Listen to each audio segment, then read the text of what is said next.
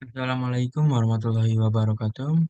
Perkenalkan, nama saya Aziz Yafikin dengan NIM 1010-924-0026. Nah, di sini saya akan menjelaskan tugas 3, 3B, tentang alat ukur analog arus arah. Ini judulnya. Matkul Teknik Pengukuran dan Akuisisi Data. Nah, alat ukur analog arus arah.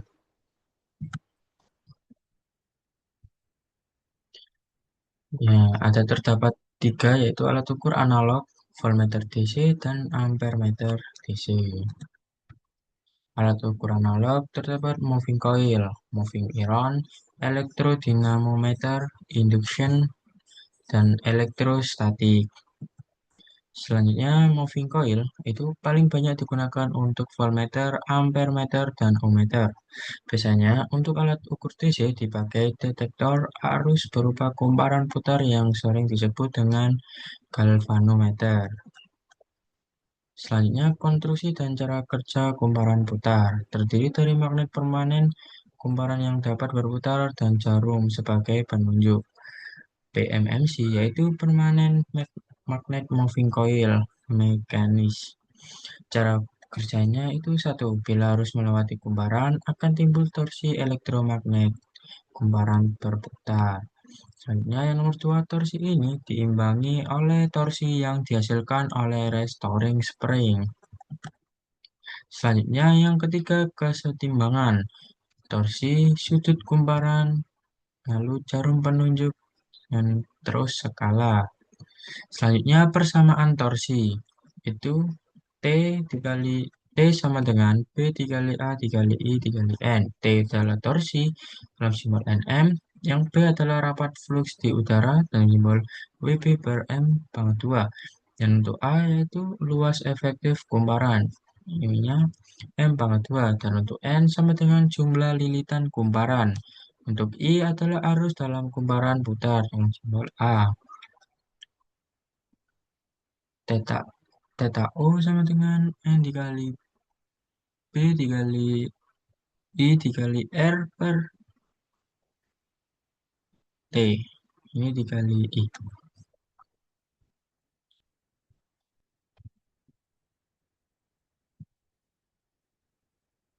Sifat dinamik terdapat tiga, yaitu kecepatan tanggap, retaman, dan overshoot.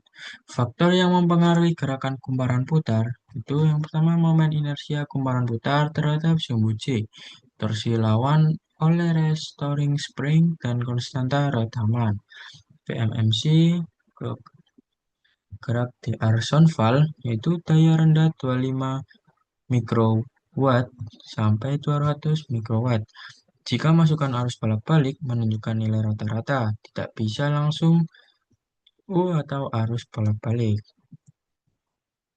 Selanjutnya, moving iron. Moving iron. Cara yang pertama ada cara tolak-menolak. Sepasang besi lunak ditempatkan di dalam kumparan yang tetap. Salah satunya tidak bergerak sedangkan yang lainnya bebas bergerak melalui suatu bab sumbu. Bila arus I yang akan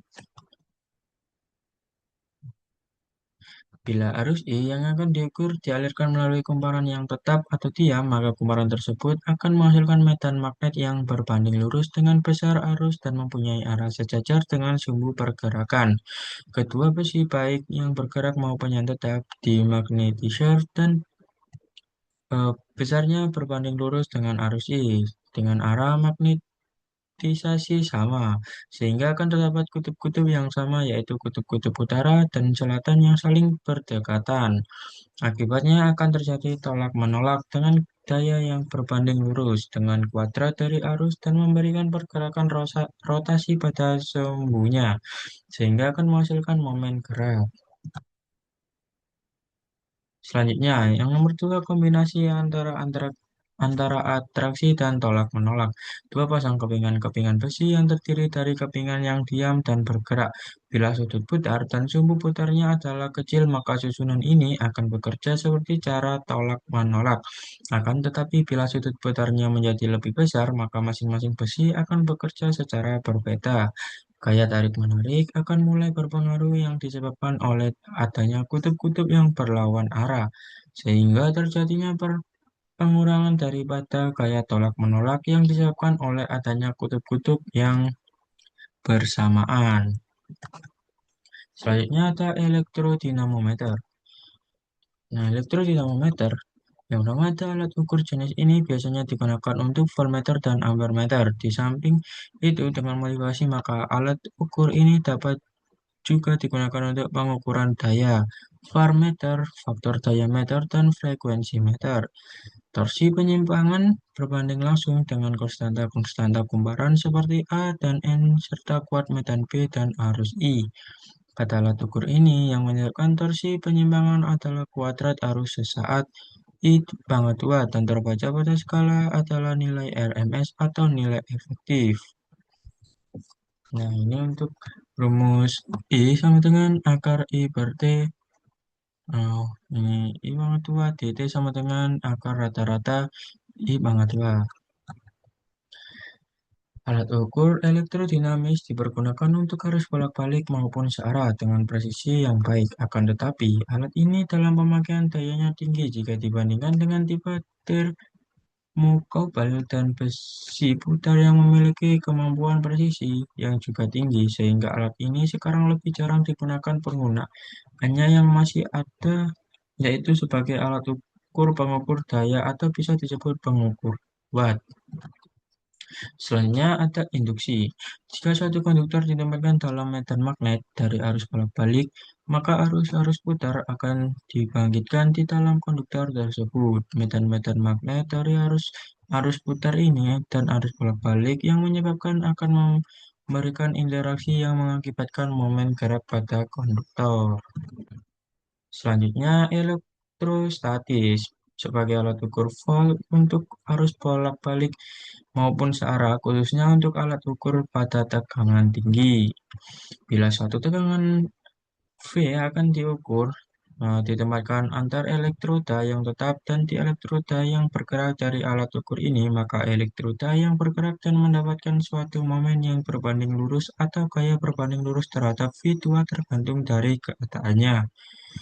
Dalam kedua keadaan tersebut, maka arah gaya merupakan atraksi yang menunjukkan kepada pertamanya kapasitas dari eh, kondensator yang dibuat oleh kedua elektroda. Elektroda pada alat ukur dibuat sedemikian rupa sehingga skala yang dihasilkan akan menjadi hampir rata. Selanjutnya, voltmeter DC.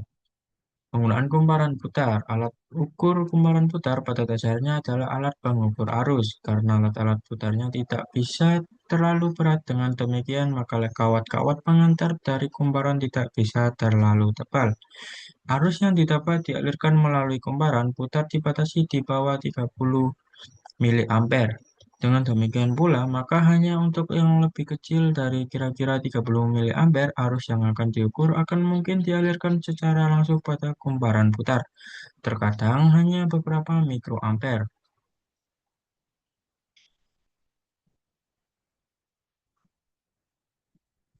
Oh, ini maaf, saya salah baca, ini mikroampere.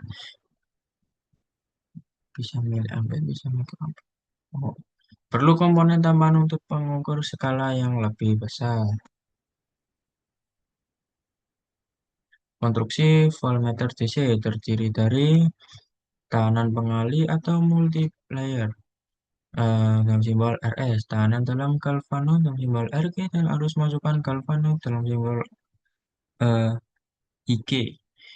Multiplier yaitu tahanan untuk mengubah gerakan di arisan valve menjadi voltmeter arus searah.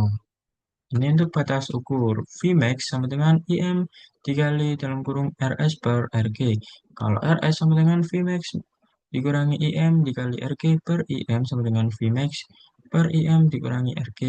IM adalah arus defleksi dari alat ukur. Kalau RM sama dengan RG sama dengan tahanan dalam kumaparan putar. Untuk RS adalah tahanan pengali. Untuk V adalah tegangan rangkuman maksimum dari instrumen. Selanjutnya, batas ukur. Ini untuk contohnya. batas ukur ganda. Voltmeter dengan batas ukur. Contohnya, batas ukur ganda sederhana dan ini batas ukur ganda universal. Sensitivitas voltmeter. Itu S sama dengan ini satu atau satu per IdP. Ini ohm per V. Nilai ohm per volt itu ya, nilai perbandingan R total RQ plus RS terhadap Vmax. Ini untuk contoh efek pembebanan. Seperti ini, efek pembebanan.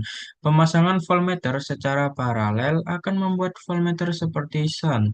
Akan terjadi drop tegangan. Untuk mengatasinya, voltmeter harus mempunyai nilai ohm per volt yang sangat tinggi. Cara pengoperasian voltmeter, periksa polaritas yang benar, polaritasnya yang salah atau terbalik menyebabkan voltmeter menyimpang ke arah berlawanan dan ini dapat merusak jarum. Hubungan voltmeter paralel terhadap rangkaian atau komponen yang akan diukur tegangannya. Bila menggunakan voltmeter, rangkuman ganda gunakan selalu rangkuman tertinggi dan kemudian turunkan sampai diperoleh pembacaan naik yang baik. Selalu hati-hati terhadap efek pembebanan. Efek ini dapat diperkecil dengan menggunakan rangkuman setinggi mungkin atau dengan sensitivitas paling tinggi. Ketetapan pengukuran berkurang bila penunjuk berada pada skala yang lebih rendah. Selanjutnya ampermeter DC. Ampermeter DC, konstruksi ampermeter DC terdiri dari yang pertama tahanan sun, yaitu RS. Tahanan dalam galvano RG ini hampir sama yang enggak tadi. Tahanan sun adalah tahanan untuk membagi arus yang masuk ke galvanometer. Ini untuk batas ukur ampermeter DC. Batas ukur ampermeter DC itu V sun sama dengan V alat ukur. IS kali RS sama dengan IG dikali RG. Dan RS sama dengan IM dikali RM per IS. IS sama dengan I min IM. Dapat dituliskan RS sama dengan IM RM per I min IM. Ini untuk batas ukur ganda. Perbandingan dua jenis ampermeter. Yang satu batas ukur ganda sederhana. Ada kemungkinan arus masuk galvano tanpa melalui sun. Untuk mengatasi switch arus yang bertipe make before break. Kedua, batas ukur ganda air, Ayrton. Ayrton. Mencegah kemungkinan arus masuk tanpa lewat sun. Tahanan total lebih tinggi. Ini cara pengoperasian ampermeter. Sekian dari saya. Jika ada salah kata, mohon maaf sebesar-besarnya. Assalamualaikum warahmatullahi wabarakatuh.